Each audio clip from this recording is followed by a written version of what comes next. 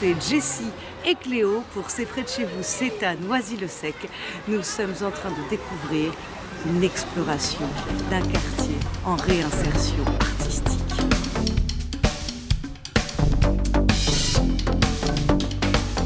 C'est un quartier populaire, on l'appelle le quartier de la Sablière. Les gens l'appellent le 140. L'objectif, c'est de rendre compte des avis des habitants qui étaient déjà là et essayer de faire quelque chose de plus artistique. Ça part de la volonté des habitants de voir les transformations du quartier, s'accompagner de peu d'art, un peu de couleur, parce qu'on sait très bien que les travaux, c'est des interventions lourdes, à la fois au niveau du temps, au niveau de la gêne occasionnée. Donc là, on est parti de la volonté du conseil de quartier et des bailleurs aussi. Et donc nous, on a souhaité qu'il y ait plusieurs artistes qui puissent travailler ensemble et que ça puisse être aussi filmé par vous, par nous, c'est vous, pour accompagner ça. Et les artistes, on en a un qui est ici, on a Hugo Sandovar qui est avec nous. Et on a Hichem aussi, qui fait un très beau travail associatif avec les habitants, directement, avec qui initie à la photographie et ensuite qui vraiment donne une image de leur quartier à travers la photo. As-tu quelque chose à dire, Cléo? Oh, nous mettre dans le salon.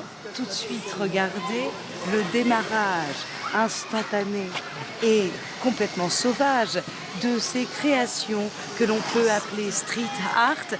Suivez-nous. Alors ça serait quoi l'idée ici du coup? Faire une immense fresque.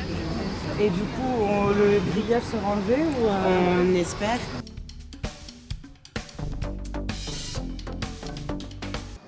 Toujours Jessie et Cléo pour C'est près de chez vous, c'est à Noisy-le-Sec. Donc là, on termine la visite du 140, donc du quartier, où vont avoir lieu la plupart des interventions des artistes. Hugo Sandovar, artiste, graphiste, illustrateur, dans les arts visuels, polyvalent. Y a-t-il des artistes habitants qui sont dans l'équipe? Eh bien, Hugo Sandovar qui est là était Noisy-le-Sec l'année dernière, alors il nous a quittés malheureusement. Il n'habite plus Noisy-le-Sec. Je vais intervenir sur la création de 4 bâches. Et l'association Béatitude à qui on a fait appel est une association noiséenne. Ouais. Et depuis combien de temps le projet a émergé? Un peu plus de 6 mois. On s'est mis en marche pour trouver un peu donc le thème, les artistes qui souhaiteraient s'impliquer dans ce projet, parce que dans tous ces projets, il y a des ateliers participatifs. Est-ce qu'il va y avoir une partie coparticipative avec les habitants? Il y a une bâche qui sera coparticipative. Donc tu vas laisser les enfants mettre leurs papates sur ton œuvre? Leur œuvre. Ah, c'est beau. Est-ce que c'est toi qui as réalisé cette œuvre derrière? Pas du tout. Tu trouves ça comment? C'est ton style? C'est bien, ça met de la couleur. C'est pas mon style, non, mais il faut respecter la couleur. Est-ce qu'il y a différents styles de graphes? Alors moi, je suis pas graffeur, je suis graphiste. J'observe cette magnifique palissade que nous sillonnons durant cette interview. Et ce n'est pas anodin non plus. Il y a déjà des architectes qui ont posé leurs pierres d'une façon particulière. Ah, je sens, excusez-moi, que Cléo a trouvé J'adore encore... la palissade avec le relief, c'est... Dans les arts visuels, on peut intervenir aussi bien en muraliste, aussi avec de l'affiche, avec des supports qui sont plus papier, sur des travaux qui sont plus comme de l'identité visuelle, etc. Donc ça, c'est plus le métier de graphiste. D'accord. Et donc c'est pour ça que je disais que j'étais aussi auteur plasticien, artiste plasticien, c'est parce que j'interviens à la fois par exemple à la peinture sur du papier ou sur des bâches. Mais alors c'est quel type de peinture? C'est pas, tu graffes pas sur les bâches? Non, ça va plutôt être au pinceau, je peux utiliser la bombe s'il y a besoin. En fait, j'utilise les médiums qui correspondent le mieux. Au niveau des thématiques qui vont être choisies sur ce qui va être dessiné dans les fresques, ça va être voté comment? Alors on a déjà choisi une thématique qu'on a proposée aux habitants et qui ont validé. C'est la thématique du mouvement. Donc voilà, c'est une thématique assez large et qui parle et qui permet aux artistes d'être libres un peu de créer des choses. Voilà. Et qui correspond bien au mouvement qu'il y a dans le quartier.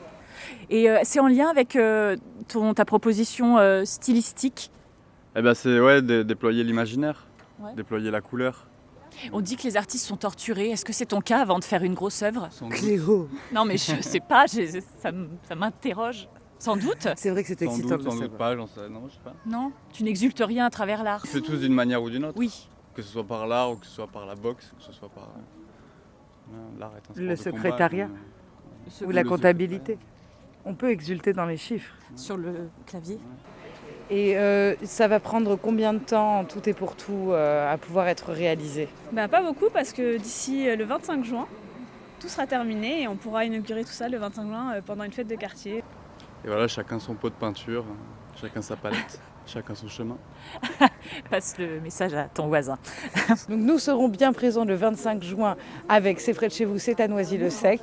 Pour le mouvement, Cléo Bulle, en tant qu'ancienne danseuse contemporaine au ballet du Bolchoï, peut en témoigner également. C'était C'est près de chez vous, c'est à Noisy-le-Sec.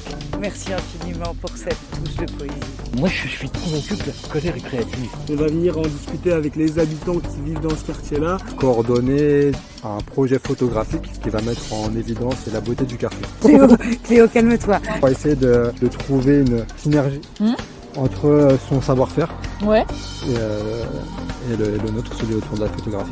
Les gens se battent. Le but, c'est de vraiment fédérer des talents. C'est près de chez vous, c'est à Noisy-le-Sec. Ça va être vraiment très très très lourd.